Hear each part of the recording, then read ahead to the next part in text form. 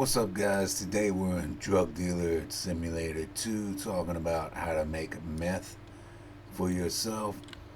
First, you have to get your street cred level to level 2. Just so we're clear, that's this red bar right here.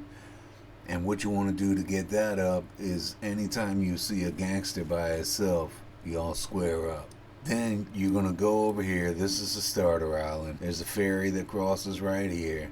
You're going to go over here and talk to Homie.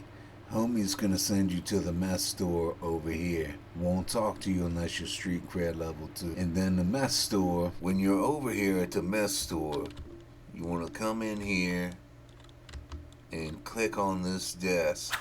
That's where you're going to get the recipe to turn cough syrup into that other thing you need. I think it's ephedrine. And you do that at the chemistry table. The recipe to make meth is in this warehouse here. There'll be another desk or something like this in there that you click, maybe some papers on the shelf. I forget because I did it a while ago. But make sure you click everything in there until you find the recipe. That little message pops up on your screen that you got it. You're going to end up hitting this warehouse right here. You got to pay the dude 6 beers to get in. Take lockpicks with you. 2 stacks will be more than enough. Don't take nothing else with you other than like bus tickets or something else like that that's absolutely necessary, because you're going to need a lot of space. Now you go over there and talk to Homie at the warehouse. He'll let you in for the 6 beers, and you're going to come out with all kind of goodies. Now later, you can go back to the warehouse, but it costs 50 bands to get in. It's worth it. I go there almost every other day. Now, to make the meth, before you can start, you're going to need some of this ephedrine in your substance storage over here. This is what it looks like when you steal it or buy it from the meth shop. You can buy it from some warehouses I'm about to show you. You can steal it. This is what it looks like when it's in there. And once you have that in there, so you can see one of the ingredients is that ephedrine. That's how you get it. You can also get it by breaking down cough syrup over here, or the U branches. I wouldn't mess with the U tree branch. First, you're going to have to make ephedrine compound. And you make that in a couple different ways. The least efficient way is with baking soda, which there's some at the warehouse. Stock up on that last. And also, the best way, which yields twice as much, is with ammonia. Ammonia comes in these green containers like this. There are some of those at the warehouse. Then, once you have your ephedrine compound, you make some meth. Now, there's 2 different methods of making this too. There's the most efficient way and the least efficient.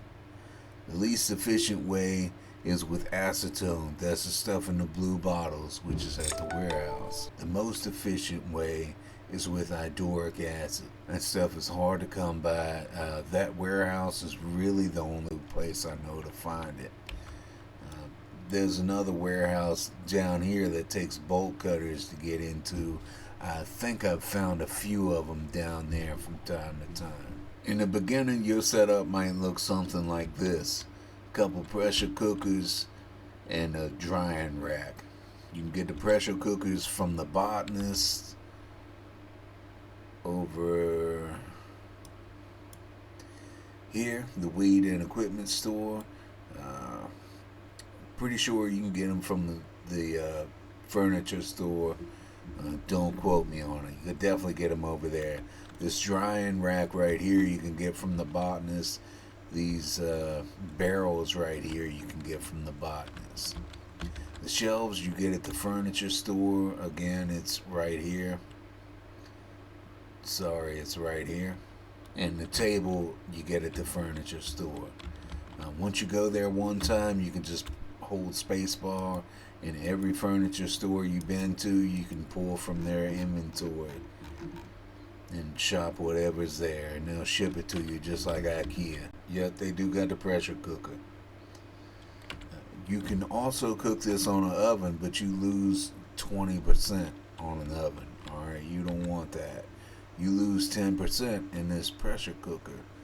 Not good. You lose 20% on this drying rack. I never used it. As soon as I saw that 20%, and oh man, if you combine this and that, that's 30%. You combine this and that, that's 40% gone. So I would make my way up here and get the good stuff that I'm about to show you right now. Like, there's another warehouse right down here that you open with some bolt cutters. There's some meth stuff in there. You will also find amp stuff in this warehouse and in that warehouse. Obviously, before you use any of the materials, the acetone or whatever, I don't have any on me, but we'll just pretend you will drag it over into here and it will open it up and spit out empty bottles. Then it will be over here in your substance storage where you can use it.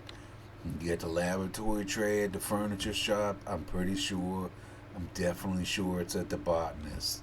More advanced, you're going to use these laboratory water baths. They have a higher production queue. You make the compound in here. Half of your ice bath, half of your water baths will be devoted to making the compound, and the other half will be devoted to making the straight meth. Then you'll need these laboratory ovens. The first thing I started with was this laboratory oven here. This is like 80 grand or something like that, maybe 50 grand, I forget. And these are about 80 grand a piece. You buy them up here at this equipment store. It's rough getting up there. You'd be best to put whatever money you're going to use in the bank so you can pull it out of this bank and then go up there. So there's a lot of gang members up there, and there's snakes in the grass and all kind of craziness. It's rough up there. Later on, you can upgrade to the laboratory ice bath. The only thing with this is that it makes it so it uses a little less electricity, but every little bit. So I use these where I can. These things, these chemistry tables, eventually you're going to get the recipe to where you turn cough syrup into ephedrine. You'll also get some baking soda out of that and sugar. I don't know that you ever use this for anything for real, or this gold ace right here. You can also turn these U branches into your ephedrine compound.